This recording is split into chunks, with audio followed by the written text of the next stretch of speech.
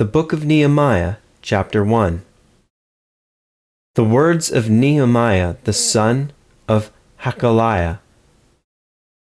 And it came to pass in the month Chislew, in the 20th year, as I was in Shushan, the palace, that Hanani, one of my brethren, came, he and certain men of Judah, and I asked them concerning the Jews that had escaped, which were left of the captivity, and concerning Jerusalem. And they said unto me, The remnant that are left of the captivity there in the province are in great affliction and reproach. The wall of Jerusalem also is broken down, and the gates thereof are burned with fire.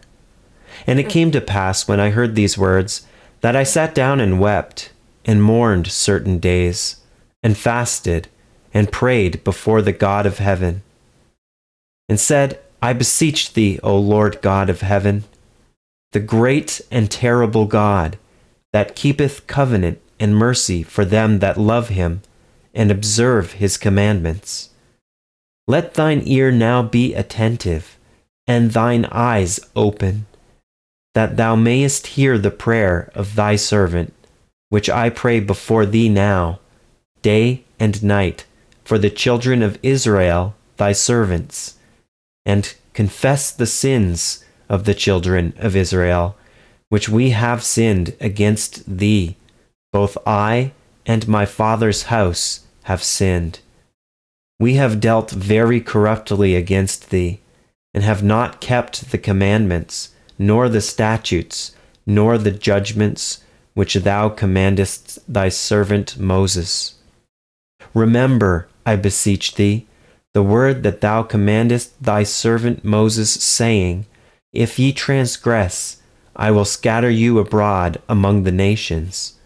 But if ye turn unto me, and keep my commandments, and do them, though there were of you cast out unto the uttermost part of the heaven, yet will I gather them from thence, and will bring them unto the place that I have chosen to set my name there. Now these are thy servants and thy people, whom thou hast redeemed by thy great power and by thy strong hand. O Lord, I beseech thee, let now thine ear be attentive to the prayer of thy servant, and to the prayer of thy servants, who desire to fear thy name and prosper. I pray thee, thy servant this day, and grant him mercy in the sight of this man. For I was the king's cupbearer.